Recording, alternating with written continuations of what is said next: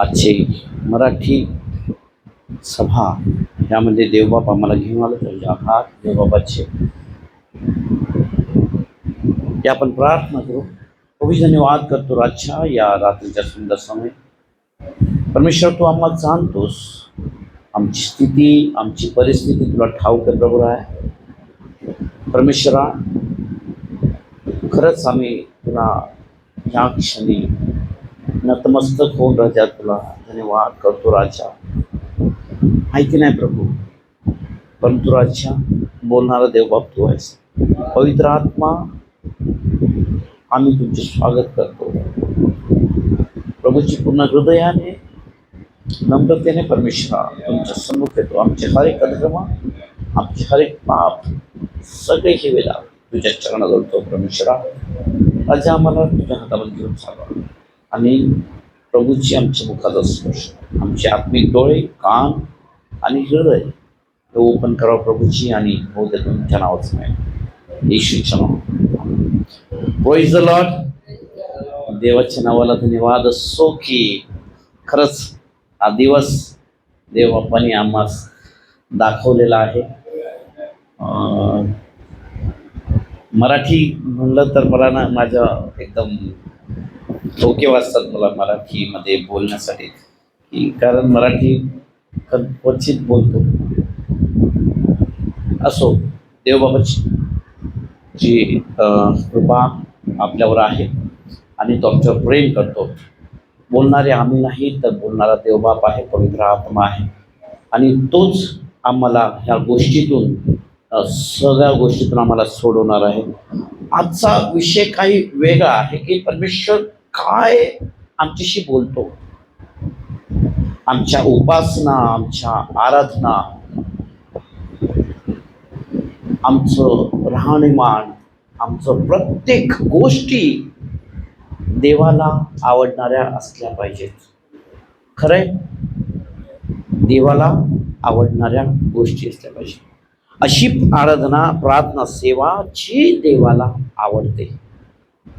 काय बोललो? अशी प्रार्थना उपासना जी देवाला आवडते. आता प्रश्न असा येतो की देवाला काय आवडतं, है ना?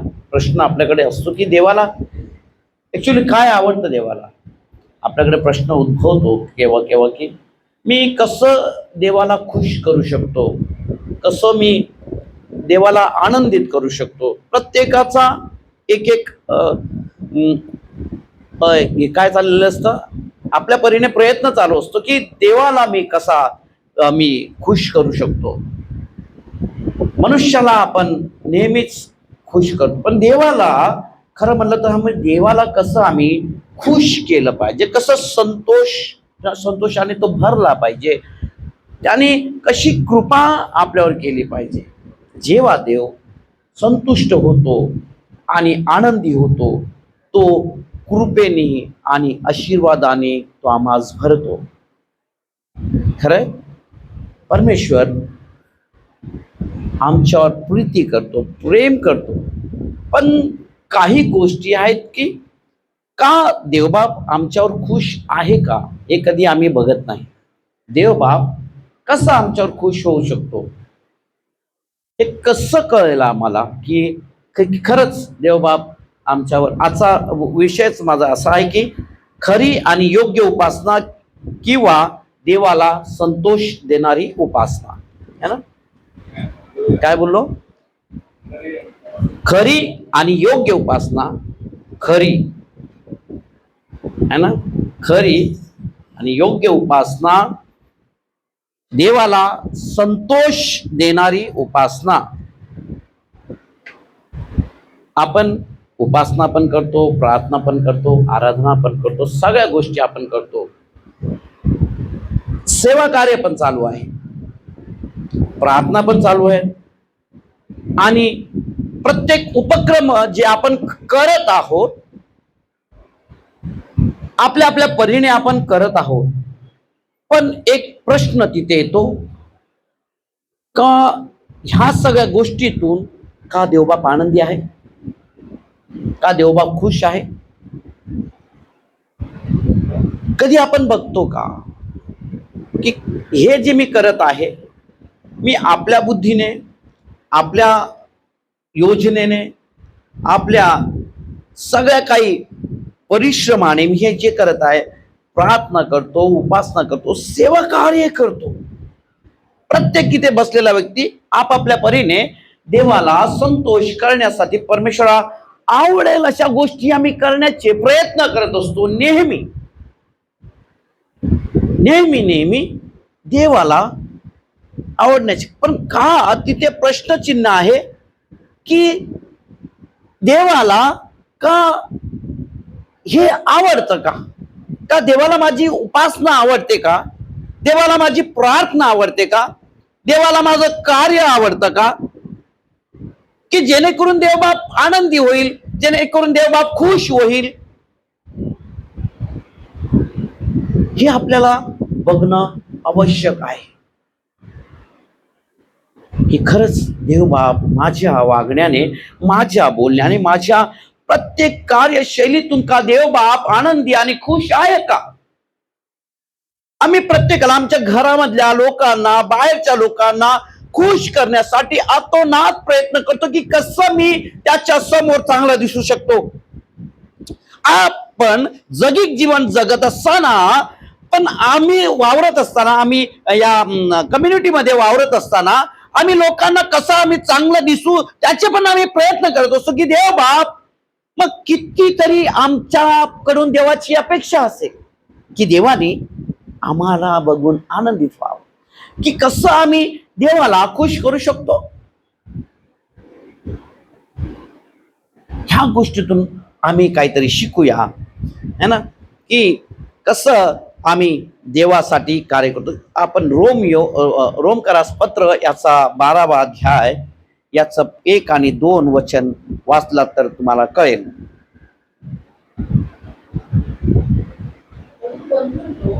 देवाची दया करून मी तुम्हाला विनंती करतो की तुम्ही आपले शरीरे पवित्र व देवाला संतोष देणारे जिवंत ग्रहणीय यत्न म्हणून सादर करावे. ही तुमची आध्यात्मिक सेवा आहे. आणि ह्या जगाशी समृद्ध होऊ नका, पण तुमच्या मनाच्या नवीनीकरणाने तुमचे रूपांतर होऊ द्या. देवाची उत्तम व त्याला संतोष देणारी परिपूर्ण इच्छा काय आहे ती तुम्ही ओळखावी. की काय बोलले? म्हणून बंधुजन हो, की देवाच्या करुणांमुळे तुम्हाला विनवितो की तुम्ही आपली शरीरे जिवंत, पवित्र व देवाला ग्रहणीय यज्ञ म्हणून समर्पण करावीत. ही तुमची आध्यात्मिक सेवा आहे. देवाची उत्तम, ग्रहणीय व परिपूर्ण इच्छा काय आहे हे तुम्ही समजून घ्यावे. म्हणून ह्या युगाबरोबर समरूप होऊ नका, तर तुम्हाला मनाच्या नवीनीकरणाने स्वतःचे रूपांतर होऊ द्या. पौलुस आम्हास ह्या ठिकाणी काहीतरी गोष्टी समजवत आहे, सांगत आहे की देवाला आपण कसं आपण खुश करू शकतो आणि देवाच्या योजनेमध्ये आपण कसे चालू शकतो. की तुम्ही युगाच्या समरूप होऊ नका, जगाच्या समरूप होऊ नका.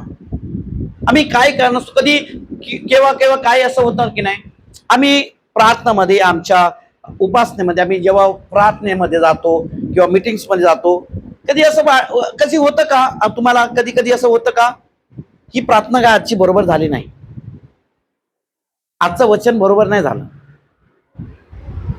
होतं? कुणाला होतं असं वाटतं? आजचं बरोबर नाही झालं वचन,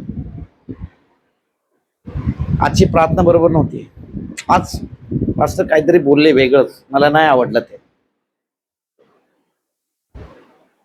आजचं वचन बरोबर नव्हतं. होतं का असं कधी कधी? कुणाला होतं? प्रत्येकाला होतं. मला होत असेल, तुम्हाला होत असेल, त्यांना होत असेल, सगळ्यांना होतं. आजचं वचन आज ते माझ्यासाठी नव्हतं, आज जरा बरोबर नाही झाली प्रार्थना, होत?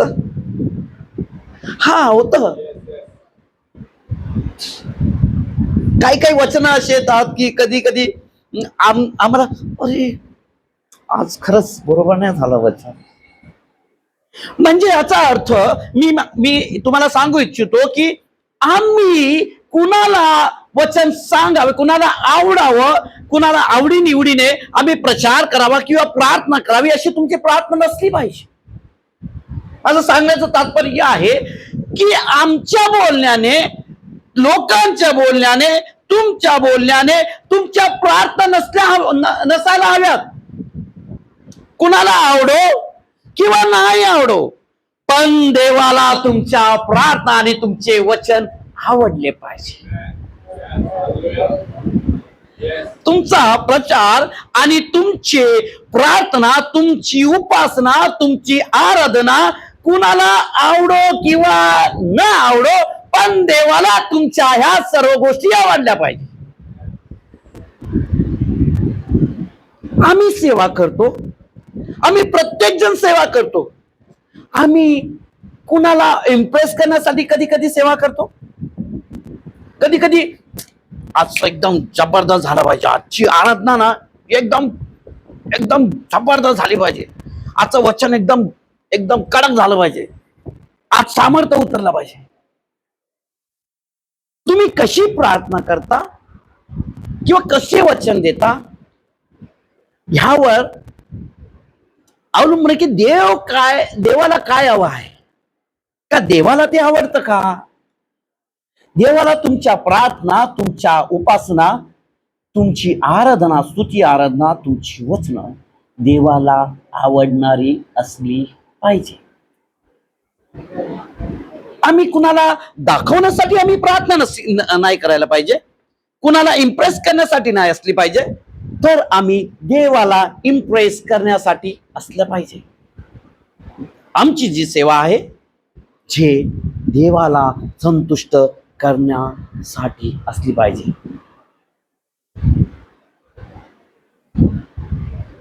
जेव्हा देव तुमच्यावर प्रेम करतो, देव माझ्यावर प्रेम करतो, देव प्रत्येकावर प्रेम करतो. काही काही गोष्टी आम्ही अशा करतो की जे देवाला आवडतच नाही, पण आम्ही जगाला इम्प्रेस करण्यासाठी किंवा लोकांना खुश करण्यासाठी आम्ही आतोनात प्रयत्न करत असतो की जेणेकरून आम्हाला वाहवा मिळाली पाहिजे, आमची प्रशंसा झाली पाहिजे, आम्ही किती चांगले आहोत हे दिसण्यासाठी कधी कधी आम्ही प्रचार करतो, कधी कधी आम्ही प्रार्थना करतो, कधी कधी आम्ही स्तुती आराधना करतो की जेणेकरून अरे वा सिस्टर, वा ब्रदर, काय आराधना केली तुम्ही आज, ओ आज माझं मन भरून गेलं. कधी कधी आजची आराधना बरोबर नाही झाली, आज प्रेझेन्स नाही उतरला, आजचं वचन बरोबर नाही झाला. ह्या गोष्टी आहेत. तर जेव्हा पवित्र आत्मा तुमच्यावर येतो, तुम्ही सामर्थ्य काय होतं, तुम जब पवित्र आत्मा तुम पर आता है तुम सामर्थ्य पाते हो, है ना.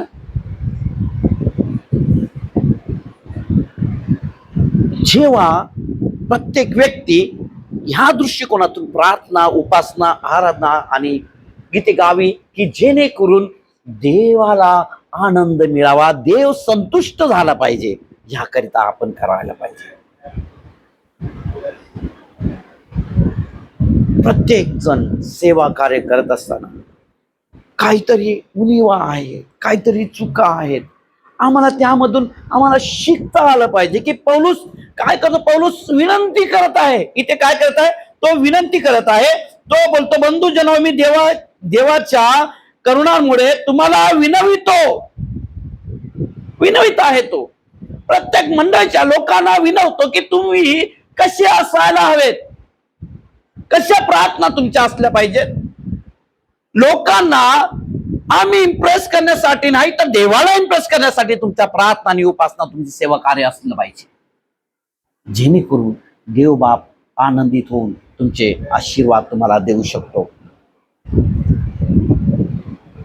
तुमच्या प्रत्येक गोष्टी लोकांना आवडल्या पाहिजे असं नाही. तुम्ही कशी आराधना करा, तुमची आराधना कशी असू द्या, आत्म्याने आणि खरेपणाने केलेली आराधना देव बापाला आवडते. आत्मा और सच्चाई से की हुई दुआ प्रार्थना परमेश्वर को भाती है. तुम्हाला कोण बघतं किंवा नाही बघत, कोण तुम्हाला आवडतं किंवा नाही आवडत, त्याकडे दुर्लक्ष करून तुम्ही देवाला काय आवडतं, देवाला मी कसं इम्प्रेस करू शकतो, देवाला मी कसं बघू शकतो, देव कसं मी या माझ्या स्तुती आराधनेमधून, मी माझ्या वचनातून, माझ्या प्रचारामधून, माझ्या उपासनेमधून माझा हा जो चढवलेला वेदीवर जो धूप आहे तो कसा देवाच्या स्वर्गाच्या राज्यावर मी पोहोचू शकतो, त्याचे मी अतोनात प्रयत्न केले पाहिजे. अधिक जास्त लक्ष आमचं लोकांना इम्प्रेस करण्यामध्ये जातं, लोकांना चांगलं वाटावं. आज 10 लोक इथे बसले, 10 लोकांना पण वचन चांगलं मिळालं पाहिजे हा अतोनात प्रयत्न असतो. कधी तुम्ही असा विचार मी स्तुती आराधना चांगली केली पाहिजे हा आमचा प्रयत्न असतो. इथून वचन मी कसं वाचतो आणि लोकांना कसं आवडेल याचा मी प्रयत्न करत असतो, आणि मी सेवा कार्य कसं करतो हे लोकांना कसं आवडेल याचे आतोनात प्रयत्न आम्ही करत असतो. पण आम्ही ते प्रयत्न करत नाही की देवाला काय हवंय, देवाला काय आवडतं.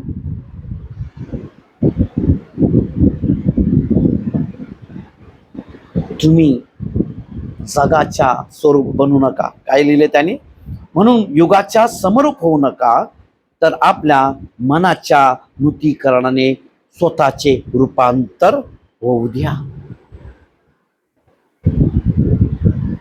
जसा तो देवबाप आहे, जसा तो देवबाप आहे तसं होण्याचे प्रयत्न करा. जगासारखे नाही. आमचे जगामध्ये आम्ही वावरत असताना आमचे 3 शत्रू आम्हाला नेहमी त्रास देतात. आता 3 शत्रू कुठले? शत्रू आहेत का तुम्हाला? आहेत शत्रू? कुणाला शत्रू? शत्रू आहेत का कुणाला? मला शत्रू आहेत.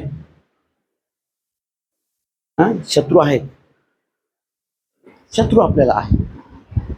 सगळ्यात अगोदर शत्रू म्हणजे आपलं जे शरीर आहे ते आपला शत्रू आहे.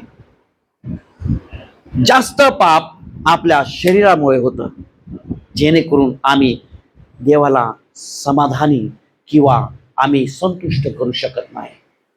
म्हणून पौलुस नेहमी सांगतो, मी माझ्या शरीराला मारतो, कुटतो आणि मी माझ्या वशमध्ये घेऊन येतो. काय सांगतो 1 कोरिंथियचा 9:27 वाचू एकदा. काय म्हणतो तो? माझ्या शरीराला मी काय हा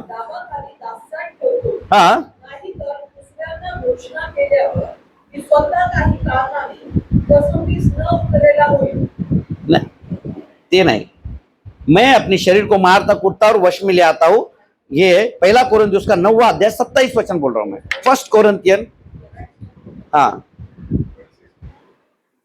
1 कोरिन्थियन तेच आहे. काय लिहिलंय? 1 मिनिट बघू. माझे शरीर दाबाखाली दास्यात ठेवतो. 1 कोरिन्थियों त्याचा 9:27 आहे ना. 9:27 वेगळे हे आहेत का? मी आपले शरीर कुदलतो व त्याला दास करून ठेवतो. असे न केल्यास मी दुसऱ्यांना घोषणा केल्यावर कदाचित मी स्वतः पसंतीस उरलेलाच ठरेल. है ना. मैं अपने शरीर को मारता कूटता और अपने वश में ले आता हूं. काय ते सगळ्यात शत्रू म्हणजे आत्मा तो बलवंत आहे, पण शरीर काय आहे? कमजोर आहे. आपलं शरीर, आपलं देह जे आहे ते कमजोर आहे, जेणेकरून शरीर आपल्यावर कधी कधी हावी होतो आणि आपण त्याच्या दासत्वामध्ये पडून आपण पापामध्ये पडतो, जेणेकरून ते आपल्याला देवाच्या उपस्थितीपासून, देवाच्या संगतीपासून आम्हाला सतत लांब ठेवतो. तुम अपने ही अभिलाषाओं में गिरकर हम पाप में पड़ते हैं. आम्ही आमच्याच अभिलाषामध्ये पडून आम्ही पापामध्ये पडतो.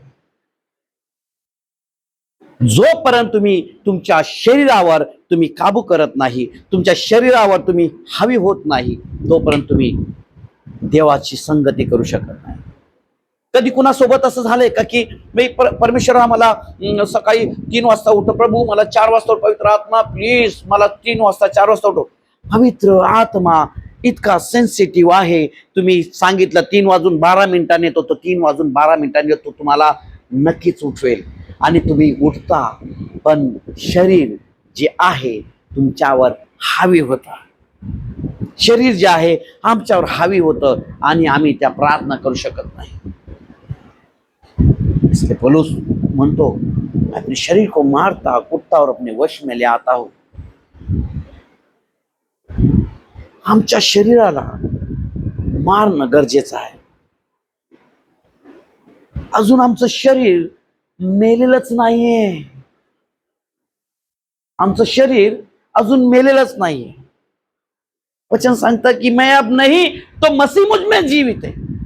तर मी नाही तर माझ्यामध्ये आता येशू ख्रिस्त जिवंत आहे. पण येशू ख्रिस्त माझ्यामध्ये जिवंत आहे, मी मेलेलो आहे, तर मी शरीरावर कसा मी काबू नाही करू शकत. एक मेलेल्या शरीराला किती काही जरी केलं तर त्याला काही असर होतच नाही. जर मी ख्रिस्तामध्ये आहे तर माझं शरीर मेलेलं आहे, कारण येशू ख्रिस्त आणि पवित्र आत्मा माझ्यामध्ये जिवंत आहे. ह्या गोष्टी आम्हाला पवित्र आत्मा शिकवतो. पवित्र आत्मा प्रत्येक क्षणोक्षणी आम्हाला सांगतो की देवाला काय आवडतं, देवाला काय गोष्टी पसंत आहेत. ह्या गोष्टी पवित्र आत्मा सतत सतत आम्हाला सांगण्याचे प्रयत्न करतो. आम्हाला जगापासून वेगळं करण्याचे प्रयत्न तो करत असतो, है ना. पहिलं आमचं शरीरावर आम्हाला जय मिळवला पाहिजे. दुसरं जे जग आहे ते आम्हाला काय करतं, ह्या वाईट संगतीमध्ये नेहमी आम्हाला ठेवत असतो.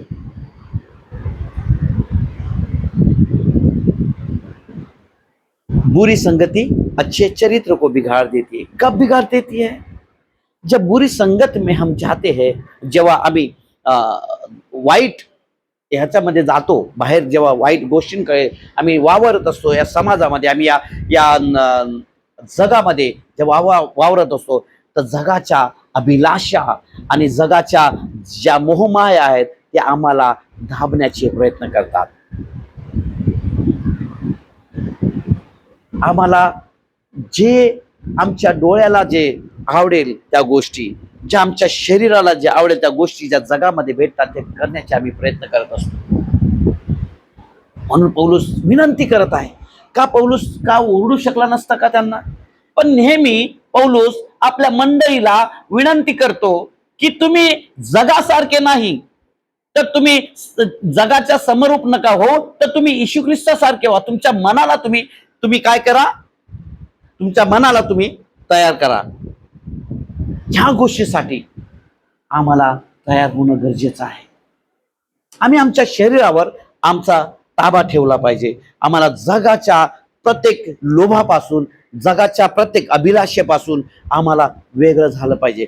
पवित्र आत्मा जेव्हा आमच्यामध्ये येतो तर पवित्र आत्मा आम्हाला ह्या गोष्टी सतत आणि सतत तो आम्हाला सांगत असतो की देवाला काय आवडतं आणि देवाला काय नाही आवडत. देवाला संतुष्ट करणाऱ्या प्रत्येक गोष्टी पवित्र आत्मा आम्हाला सांगत असतो. पण तरीही आम्ही एका शैतानाशी फार झुंजत असतो, जो आहे तिसरा आमचा जो शैतान, जो आमचा खरा आणि जवळचा कोण आहे,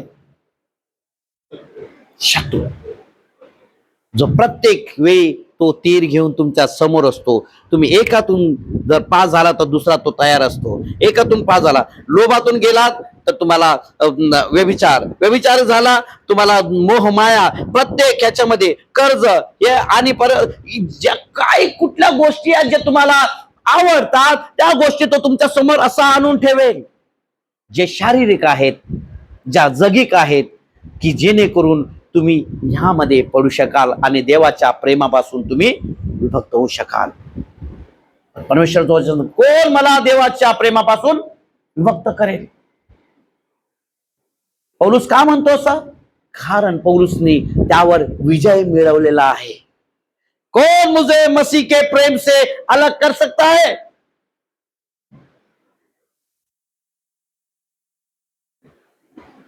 क्या वर्तमान, क्या भविष्य,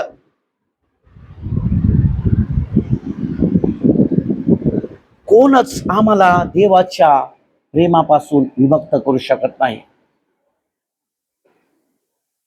केव्हा?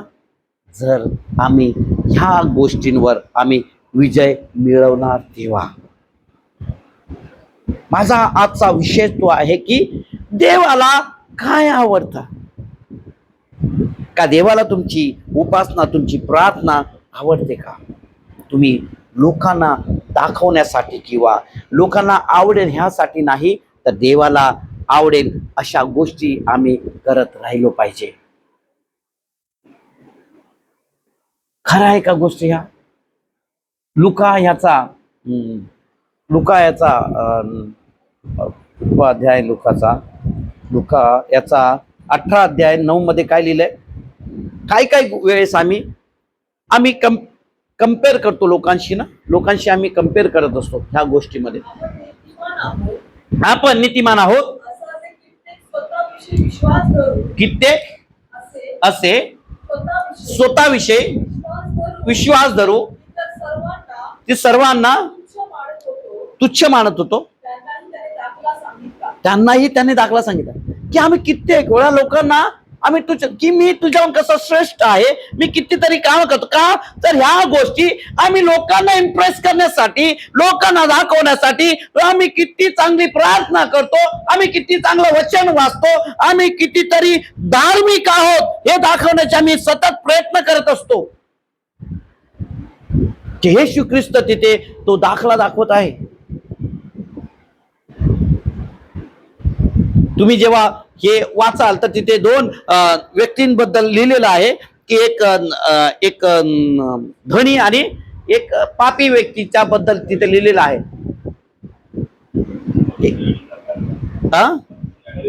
हा, एक मनुष्य आणि एक जकातदार ह्याबद्दल तिथे लिहिलेलं आहे की कुणाच्या प्रार्थना ऐकल्या जातात. मी किती श्रेष्ठ आहे हे दाखवणाऱ्याची प्रार्थना का ऐकली जाते? देवबाप दाखला सांगत आहे आम्हाला इथे सांगत आहे, दाखवत आहे. देवबाप आम्हाला किती वेळ आम्हाला वचनातून आम्हाला शिकवत असतो, पण तरी आम्ही त्याच्यावर दुर्लक्ष करत असतो. आमच्या गोष्टी मला एक आठवतं की काही काळ जेव्हा आमच्या आशीर्वाद जेव्हा देव बापा आम्हाला देतो त्या गोष्टी आम्ही विसरतो. नक्की आशीर्वाद जे देवबापांनी दिलेले आहेत, जे देवबापांनी आमच्या जीवनामध्ये केलेले आशीर्वाद आहेत, ते आम्ही आठवतो का? आठवतो? तुम्हाला एक फॅक्ट सांगतो. तुम्हाला एक अशी ट्यूबलाइट छटकन मी ऑन करून देतो. ज्या गोष्टी आशीर्वादाच्या आहेत, त्या गोष्टी ज्या देवबापाने आमच्या जीवनामध्ये केलेल्या आहेत, त्या गोष्टी आम्ही कधीच आठवत नाही, कधीच नाही आठवत. पण ज्या नाही झाल्या त्या आम्ही ते करून आम्ही ढिंडोरा पिटतो, हे माझ्या जीवनात झालं नाही, माझ्या जीवनात झालं नाही. खरंय? ज्या झालेल्या त्या गोष्टी तुम्ही विसरता.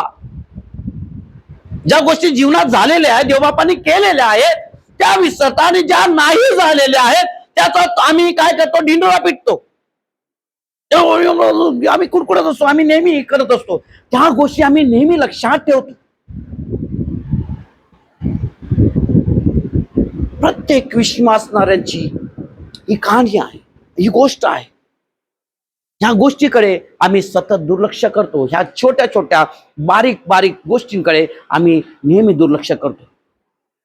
की आम्ही त्यामध्ये आनंद करायला पाहिजे की देवबापाने आमच्या सोबत काय केलेलं आहे, देवबापाने आमच्या जीवनामध्ये किती आशीर्वाद केलेला आहे, त्यामध्ये तुम्ही आनंद करा. त्यामध्ये देवबाप खुश आहे. पण ज्या गोष्टी आमच्या जीवनामध्ये अजून झाल्याच नाही, आम्ही मिळवल्याच नाही, त्या गोष्टी आमच्या लाईफ मध्ये आम्ही लागू केल्याच नाही, त्या नेहमी आम्ही सांगत म्हणून हे झालं नाही माझ्या जीवनात, हे माझ्या जीवनात झालं नाही, हे माझ्या जीवनात असं का होतंय, हे माझ्या जीवनात तसं का होतंय, हे आम्ही सतत सतत आम्ही आठवण करून देतो.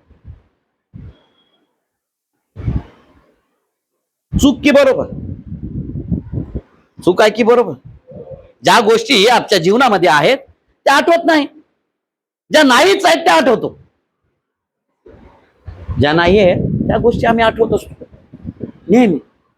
तुम्ही रोमकरास पत्र जेव्हा वाचता 12 अध्याय 1 वाचून तुम्ही 11 पर्यंत जेव्हा वाचाल, त्याच्यामध्ये की प्रत्येक गोष्टी पौलुसने सांगितलेल्या आहेत. काय सांगितलेलं आहे त्याच्यामध्ये?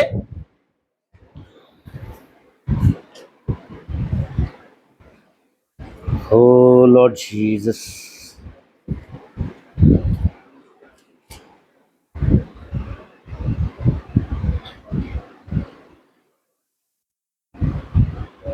लिहिलेलं सगळं प्रत्येक ह्याचं त्यांनी तुम्हाला सांगितलेलं आहे की कारण मला प्राप्त झालेल्या कृपादानावरून मी तुमच्यापैकी प्रत्येक जणाला, वाचाल का हे वचन 3 ते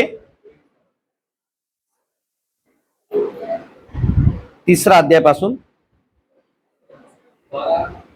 12 रोमकरास पत्र. कारण मला दिलेल्या कृपेच्या योगे मी तुमच्या प्रत्येक जणाला असे सांगतो की त्याने स्वतःला जसे मानावे त्याहून अधिक मोठे मानू नका.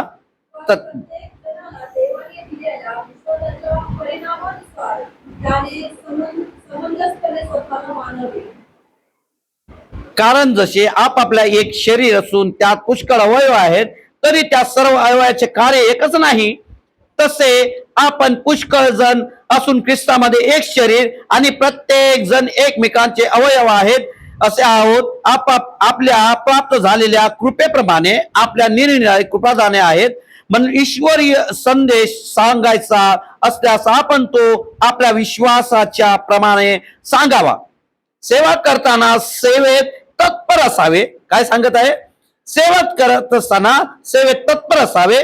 शिकवणाऱ्याने शिक्षण देण्यात, बोध करणाऱ्याने बोध करण्यात तत्पर असावे. दान देणाऱ्याने ते औदानीय द्यावे. अधिकाऱ्याने आपले काम आस्थेने करावे. दया करणाऱ्याने ती संतोषाने करावी. प्रीतीमध्ये ढोंग नसावे. वाईटाचा वीट मानावा. बऱ्याला चिटकून राहा. बंधू प्रेमाच्या बाबतीत एकमेकांना खरा स्नेहभाव दाखवा. तुम्ही प्रत्येक जण दुसऱ्याला आदराने आपल्यापेक्षा थोर माना. आस्थेविषयी मंद असू नका. आत्म्यात उत्सुक असा. प्रभूची सेवा करा. आशेने हर्षित व्हा. संकटात धीर धरा. प्रार्थनेत तत्पर राहा. पवित्र जनांच्या गरजा भागवा. आतिथ्य करण्यात तत्पर असा. तुमचा छळ करणाऱ्यांना आशीर्वाद द्या. आशीर्वादच द्या, परंतु शाप देऊ नका. आनंद करणाऱ्याच्या बरोबर आनंद करा आणि शोक करणाऱ्यांबरोबर शोक करा. परस्पर कदाचित असा मोठ्या मोठ्या गोष्टींवर चित्त ठेवू नका, तर लीन वृत्तीच्या लोकांचा सहवास ठेवा. स्वतःला शहाणे समजू नका. वाईटाबद्दल वाईट अशी कोणाची फेड करू नका. सर्व माणसांच्या दृष्टीने सात्विकते तुमच्याकडे होईल तितके शांतीने राहा. प्रियजन हो, सूड उगू नका, तर देवाच्या क्रोधाला वाट द्या. कारण असा शास्त्रलेख आहे की सूड घेणे माझ्याकडे आहे, मी फेड करीन असे प्रभू म्हणतो. उलट पक्षी तुझा शत्रू भुकेला असल्यास त्याला खायला दे, ताणलेला असल्यास त्याला प्यायला दे. कारण असे केल्याने तू त्याच्या मस्तकावर निखाऱ्याची रास करशील. वाईटाने जिंकला जाऊ नकोस, तर बऱ्याने वाईटाला जिंक. पौलुस चांगल्या रीतीने समजवत आहे की देव बाप कशाने संतुष्ट होणार आहे, देवाला काय आवडतं, देव बापाला काय आवडतं.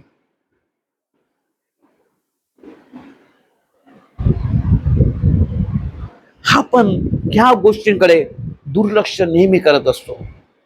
आम्ही नुसते वचन वाचणारे नाही, तर वाचून त्यावर चालणारे असावेत.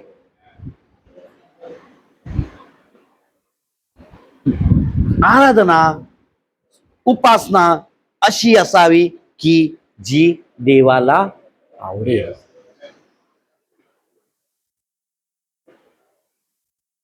आम्हाला कुणाला दाखवायची गरज नाही, तर देव बाप स्वतःच तुम्हाला लोकांसमोर उंच करेल.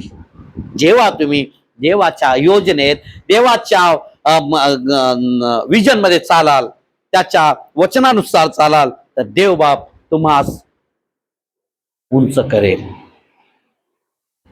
देव बाप कुणाचा कर्जदार नाही, पण देवाच्या टर्म्स अँड कंडिशन्स आहेत की जेणेकरून की आम्हाला करणं भाग आहे.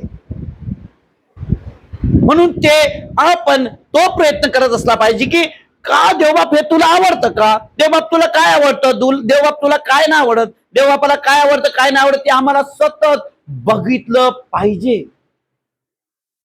आम्हाला जगाला खुश करून आम्हाला काय फायदा नाही, एक क्षणभंगुर आहे जीवन.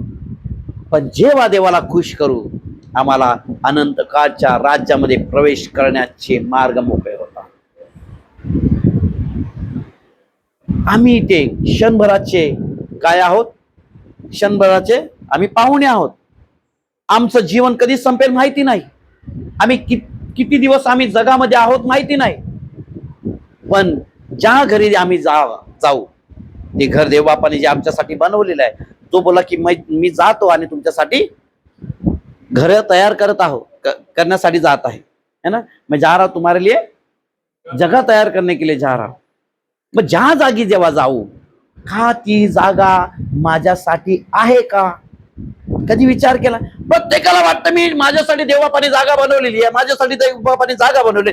जागामध्ये, त्या जागेमध्ये जेव्हा आम्ही पोहोचू, जे देवबापाला आवडेल त्या लोकांना तो तिथे घेऊन जाईल.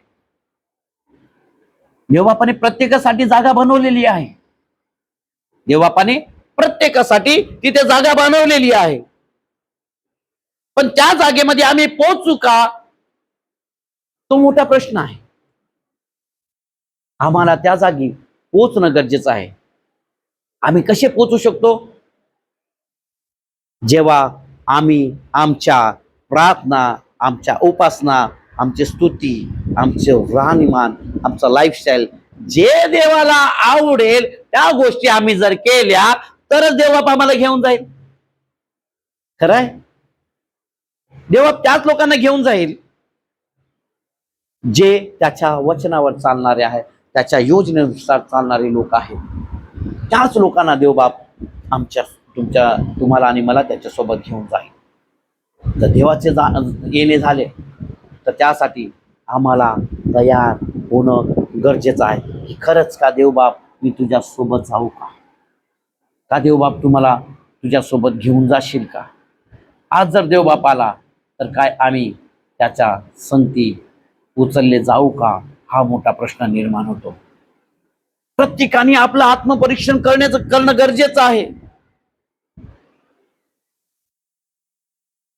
आम्हाला प्रत्येकाला प्रत्येक वेळी आमचं आत्मपरीक्षण करणं गरजेचं आहे. क्षणोक्षणी आम्हाला आमचं आत्मपरीक्षण करणं गरजेचं आहे. काही गोष्टी कधी काय होतं माहितीये का, आम्हाला आमच्या मी आता मागच्या या दिवशी सांगितलं होतं की काही गोष्टी आम्हाला कळत नाही आम्ही काय करत आहोत. काही गोष्टी आम्हाला कळत नाहीत की आम्ही काय करत आहोत. आमचं काय चुकलं देवबाप, आमचं काय चुकलं देवबाप. लेकरांना काय नाही माहिती असतं. लेकरं जेव्हा लहान असतात, आम्ही देवाचे सगळे आम्ही लहान लेकर आहोत, देवाचे आम्ही लहान बाळ आहोत. काही गोष्टी आम्ही करत असतो, पण आम्हाला वाटतं आम्ही बरोबर करत आहे, आम्हाला वाटतं आम्ही बरोबर करत आहे. पण देवबाप आम्हाला कुठेतरी करेक्शन देत असतो. पण आम्ही आमच्या परीने तर सगळे प्रयत्न करत आहे. कशासाठी? देवबाप कसा खुश होईल, देवबाप कसा आनंदित होईल, है ना. प्रत्येक व्यक्ती, प्रत्येक लेकरू जे आहे आपल्या आई वडिलांना कसं खुश करू शकतो ते प्रयत्न करत असतो. आणि बाप पण आपल्या लेकराला कसं खुश करावं आणि कसं तो अलाइनमेंट मध्ये यावं, कसा तो डिसिप्लिन मध्ये यावं, अतोनात प्रयत्न करत असतो. कशासाठी? की कोणीच तुम्हाला तुच्छ न जाणावं, कोणीच तुम्हाला तुमची नामधराई नाही करावी, तुम्ही शैतानाच्या पाशामध्ये ना पडावे, तुम्ही परीक्षेमध्ये नाही पडावे, तुम्हाला त्रास ना व्हावा म्हणून तो प्रत्येक गोष्टी प्रिकॉशन्स घेतो, तुमच्यासाठी काळजी घेत असतो. पण काही काळ आम्ही आमच्या बुद्धीने, आमच्या मनाने, आमच्या योजनेने चालत असतो आणि आम्हाला वाटतं आम्ही बरोबर करत आहे. काही काळ आम्हाला वाटतं, कित्येक वेळा असं वाटतं आम्हाला की आम्ही काय करतोय, माझं मी कधी मी विचार करतो, बाबा कसं काय झालं, मी काय केलं असं. मी कधी विचार कधी बसले असतो की काय झालंय प्रभू, काय असं, मी तर सगळं बरोबर, मी प्रार्थना करत आहे, वचन वाचत आहे, काम पण करत आहे, सेवा करत आहे, पण कुठे काय चाललंय. पण काही गोष्टी देवाचं न ऐकता आम्ही आमच्या बुद्धीने, आमच्या मनाने, आमच्या योजनेने करत असतो आणि पुढे जाऊन त्याचा त्रास होतो. आणि आम्हाला वाटतं काहीच तर नाही, मला तर काही दिसतच नाही. कधीच आपल्या चुका आम्हाला दिसत नाही. माझ्या कधी चुका मला कधी दिसत नाही. पण जेव्हा मी बसतो तेव्हा मला सांगतो की हे चुकीचं आहे. पवित्र आत्मा तुम्हाला सांगत असतो, पण पवित्र आत्म्याचं ऐकण्याची तुमची तयारी असली पाहिजे की हे खरंच देवबापाकडून आहे का देवबाप खरंच माझ्याशी बोलतो का. काही वेळ असं देवबाप बोलू शकत नाही, असं हे नाही, हे शैतान बोलतो. किती लोकांना असं होतं ना, नाही हे शब्द शैतानाचे, देवाचे नाही. कधी देवबाप आम्हाला स्वतः येऊन नाही सांगत, तर काही लोकांच्या द्वारे सांगतो, कधी वचनाद्वारे सांगतो, कधी एन्व्हायरमेंटद्वारे सांगतो, है ना, कधी लिहिलेल्या त्याच्या ह्याच्याद्वारे सांगतो. परमेश्वर सतत आमच्याशी बोलत असतो, पण ते स्पिरिट ऑफ डिसाइडमेंट आमच्यामध्ये असलं पाहिजे की खरंच देवबापा हे तुझ्या योजनेमध्ये आहे का, देवबाप हे खरंच तू असं आहे का. फॉर एक्झाम्पल देवबाप आम्हाला कुठेतरी जायला सांगतो. फॉर एक्झाम्पल मला देवबाप कल्याणला जायला सांगतो, जा कल्याणला जा. आता कल्याणला मी जातच नाही. देवबाप कुठल्या तरी परीने सांगण्याचे प्रयत्न करतो. कधी आहेत, अरे कल्याण में जाने का था, काम सहज बोलून गेला. कधी तिथे लिहिलं सांग कल्याण में ये चीज, कधी पिशवीवर तुम्हाला जसं कल्याण में ये सब चीजें मिलती है. कुठल्या तरी पद्धतीने देवबाप तुम्हाला शिकवण्याचे, तुम्हाला सांगण्याचे प्रयत्न करतो. देवबाप कधीच तुम्हाला असं येऊन तुमच्या कानामध्ये जाणार कल्याणला उठून जा. तुम्हाला स्पिरिट ऑफ डिसाइडमेंट, पवित्र आत्मा कुठल्याही द्वारे तुम्हाला सांगू शकतो, पण ते तुम्हाला कळालं पाहिजे. जेव्हा तुम्ही त्याच्या इंटिमसीमध्ये असाल, त्याच्या घनिष्ठतेमध्ये असाल, तर तुम्ही त्याची वाणी ऐकणार, तुम्हाला त्याचे शब्द ऐकू येणार, तुम्हाला तुमचे कान तत्पर, तुमचं मन तत्पर, तुमचा आत्मा तत्पर असणार त्या गोष्टीमध्ये. जेव्हा तुम्ही त्याच्यामध्ये त्या धूनमध्ये असाल, तर देवबाप प्रत्येक क्षणोक्षणी तुम्हाला वचनाद्वारे बोलेल, लोकांच्या द्वारे बोलेल, लहान लेकराद्वारे बोलेल, कधी अशा चालणारे झटकन जाणाऱ्या व्यक्तीद्वारे तुम्हाला बोलेल. पण ते तुम्हाला स्पिरिट ऑफ डिसर्नमेंट असणं गरजेचं आहे की जेणेकरून तुम्ही ओळखू शकाल की ह्या गोष्टी जेव्हा त्याच्या आज्ञेमध्ये असतो, देवबापाला ते आवडतं. देवबापाला ते आवडतं की माझे मेंढर माझी वाणी. कधी आम्ही असंच जातं वॉशरूम, कल्याण, पण देवबाप सांगतोय, माझं मन होतंय कल्याण जा. तिथे लोक पण सांगतात, अरे कल्याण में काम था. स्पिरिट ऑफ डिसर्न, तुम उसकी धुन में हमेशा रहने की कोशिश करो कि पवित्र आत्मा तुमसे क्या कहता है. पवित्र आत्मा बार बार आपको कहेगा ये काम करने के लिए, ये काम करने के लिए, ये काम करने के लिए. कई बार ऐसा होता है कुछ चीज का. एक बार गौरव के घर में ऐसे ही उसका वॉशिंग मशीन नहीं चल रहा था, कैसा है ऐसा है. तो एक दिन वो ऐसे ही उसका होली स्पिरिट पता था कि चालू कर. वो एक मन कहता कि नहीं उसको बुलाओ, किसको बुलाओ, मैकेनिक को बुलाओ, लेकिन ये कहता नहीं चालू करो चालू करो। कई बार ऐसे होता है कि पवित्र आत्मा तुमको बताता है, लेकिन एक तरफ से तुमको वाणी तुमको सुनाने को आना चाहिए। जब हो गया वो मशीन बिगड़ी हुई थी, लेकिन उसने जब चालू किया तो मशीन चालू हो गई। जब कई बार जो असंभव को संभव करने वाली चीजें भी परमेश्वर करा के देता कि ये तेरे लिए मैं कर सकता हूं। ये केवल छोटी बात होती है, लेकिन परमेश्वर बोलता है कि मैं कुछ भी कर सकता हूं, कुछ भी कर सकता हूं। स्पिरिट ऑफ डिसर्नमेंट होना बहुत जरुरी आहे आपके पास। तुमच्याकडे स्पिरिट ऑफ डिसर्नमेंट होणं फार गरजेचं आहे, जेणेकरून तुम्ही परमेश्वराचा आवाज, त्या पवित्र आत्म्याचा आवाज ओळखू शकाल। ते देवबापाला आवडतं। जेव्हा तुम्ही प्रार्थनेमध्ये येता, जेव्हा तुम्ही स्तुती आराधना करता, तुम्ही कोणाची पर्वा न करता जेव्हा तुम्ही परमेश्वराच्या उपस्थितीमध्ये येता, मला कोणाची पर्वा नाही, पण तुमची नजर थेट देवाकडे असली की देवाला कसं मी खुश करू शकतो।